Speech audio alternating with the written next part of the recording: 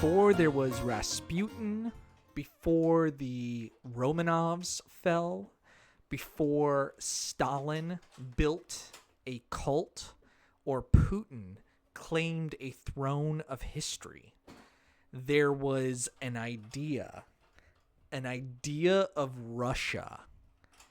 Today, we're rewinding the myth machine and breaking down Orlando Figes, the story of Russia. This book was good. So it's one of the best modern attempts to decode the enigma of Russia's past. It doesn't tell just events. It tells how Russians have told history and their own story. And that story still shapes power, identity, and fate. History covered in this book starts out in the 9th to 13th century, Kievan Rus. These were founded by the semi-mythical Varangian, the Viking prince Rurik. Prince Vladimir converted to Orthodox Christianity in 988. This tied religion to state power. Kievan Rus linked Russia to Byzantine, the Eastern culture, not Western Europe. Then in 1240 to 1480, they had the Mongol invasion and the Tatar yoke. The Mongols destroyed Kiev in 1240. Russia became a tributary to the Golden Horde. This period isolated Russia from the European Renaissance. Moscow rose in prominence by cooperating with Mongol overlords. And actually, like, a small detail that I picked up on was that's why, like, Russian gangsters, like, go and break other people's legs and stuff, because, like, they learned that from the Mongols. Like, that is a tradition, like, all the way down, that, like, you don't have that same sort of energy from, like, European mafias. Like, even like the Italian mafia, they'll just, like, shoot you or something, right? Like, they're not gonna break your legs like the Russians do. So that comes from this period of time. Then in the 16th century, you had rise of Muscovy and Ivan the Terrible. So Ivan IV the Terrible, crowned as the first Tsar in 1547. He claimed divine authority, and he centralized power through brutal repression. Oprichnina.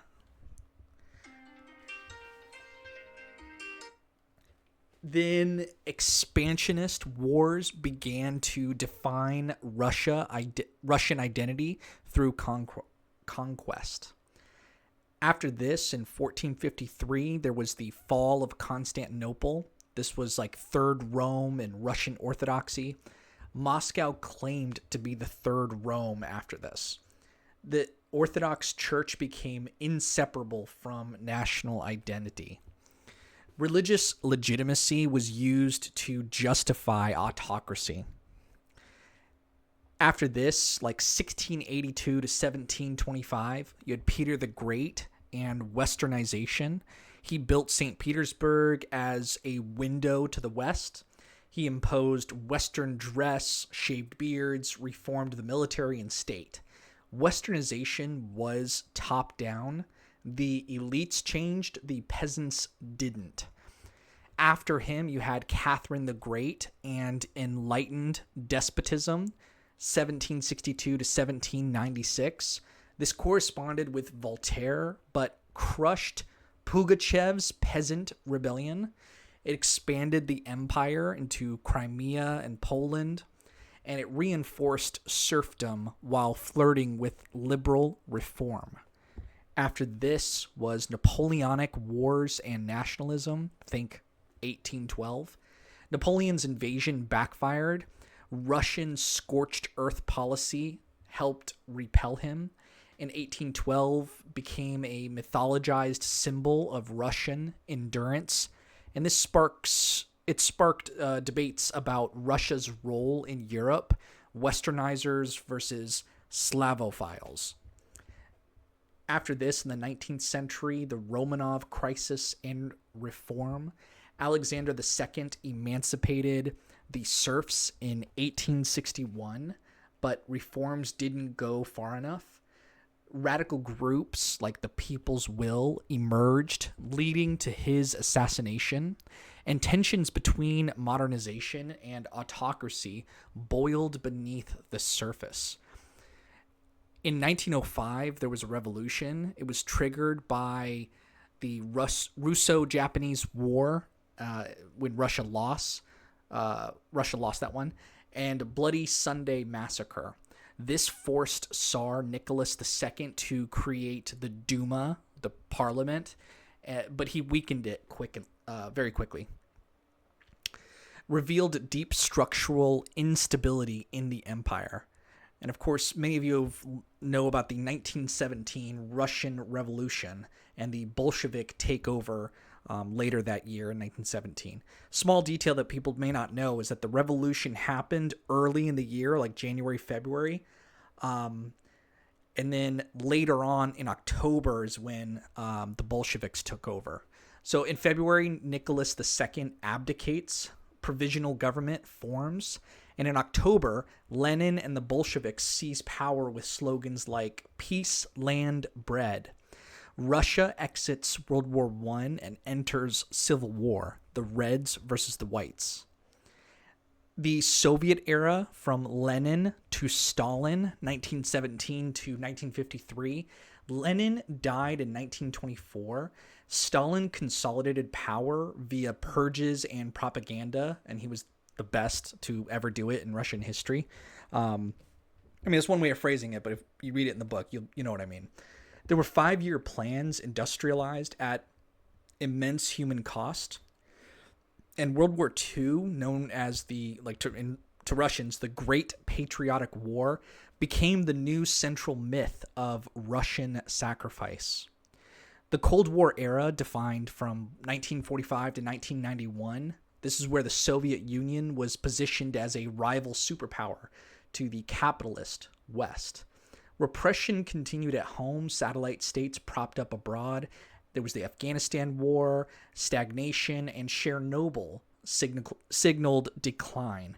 So if you don't know, Russia fought against Afghanistan, then they lost, and then Chernobyl happened. There's a good series on HBO if you want to watch that.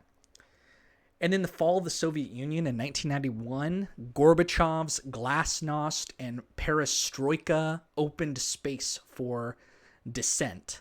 In 1991, the USSR collapses, and Yeltsin takes power in newly independent Russia. At this time, they have a national identity crisis. There's chaos, there's economic shock, there's disillusionment, and it was kind of a dark time in the 90s for Russia. And then, from 2000 till now, in 2025, this has been Putin's Russia. He promoted a selective revival of imperial and Soviet myths. Orthodox Church has been restored as a national pillar, and then history has been weaponized using World War II, the empire, and victimhood have become Russian state tools. Okay, sorry about that noise. I sold my child on the internet, so we should have that fixed. Okay, and it's Figes, by the way. I looked up his pronunciation of his name. And if I still have that name wrong, I apologize to Mr. Dr. Orlando Figes. Figes, he opens with a bold claim in this book.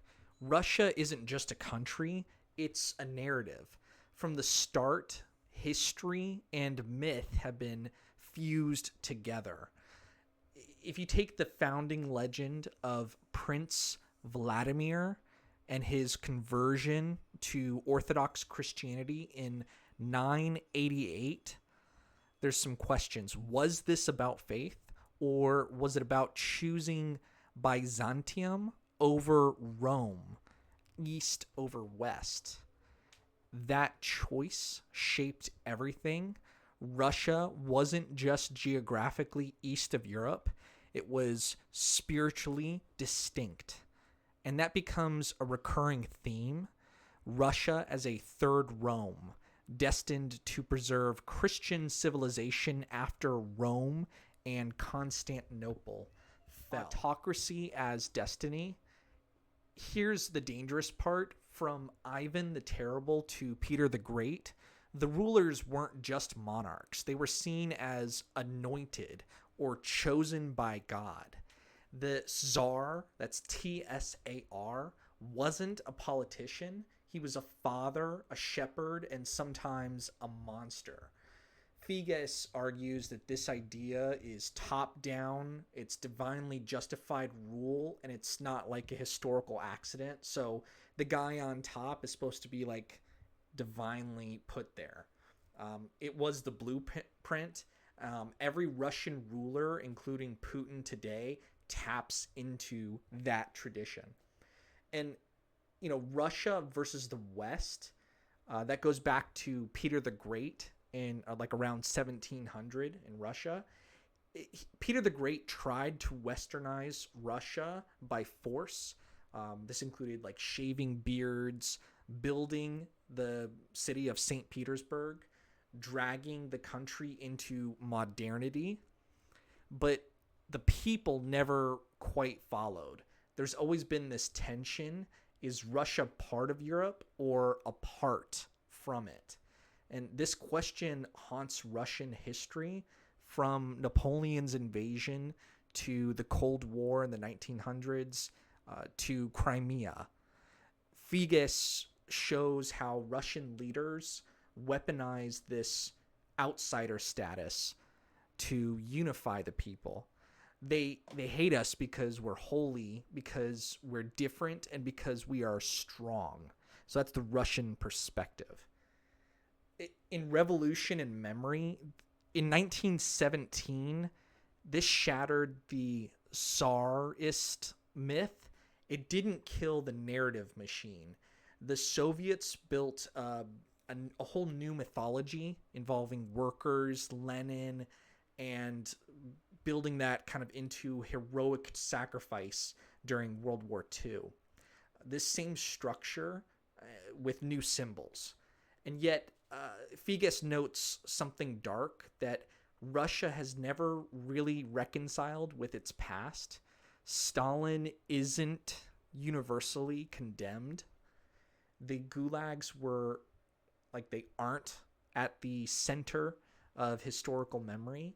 There's a deep need to feel proud, even if the truth gets buried. Talking about Putin's history, that brings us to now. Putin is many things, but at his core, he's a historical editor.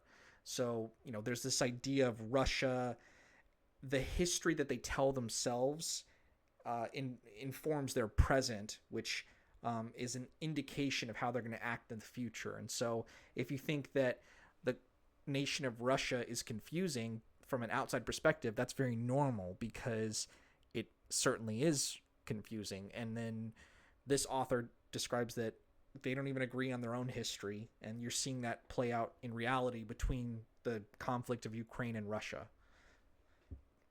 Putin rewrites the story. He casts himself as the guardian of Russian greatness, and he draws from a deep well of selective memory.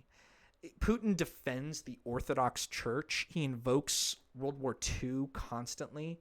He revives imperial symbols and demonizes the West. That's not inventing anything new. He's just remixing, like, Russia's oldest myths. And Figes traces this throughout the entire book. In the next video, I want to tell you guys about Rasputin. That's another book. That guy was a strange, seductive priest who whispered in the ear of the last Tsarina. And we're not just talking about a man, we're talking about the cracks in the myth and the unraveling of a then sacred society into the modern world. Like, Rasputin was like around 1910. And the chaos that comes with belief when it turns into madness. So subscribe if you want to see that breakdown. If you enjoyed this video, you definitely should go out and read this book. But just as a summary, it's very timely for people to sort of bring what authors have already spent a lot of time doing by putting into these books. But, I just want to make a video like this. It's a quick version to communicate with everyone else out there, because this is an area of interest of mine. And I hope that you guys can also appreciate history, even though it's confusing with Russian history in particular. But then we're going to dive in deeper into a specific person that I talked about, Rasputin. So, all right. Thanks for watching. I will see you guys in the next video.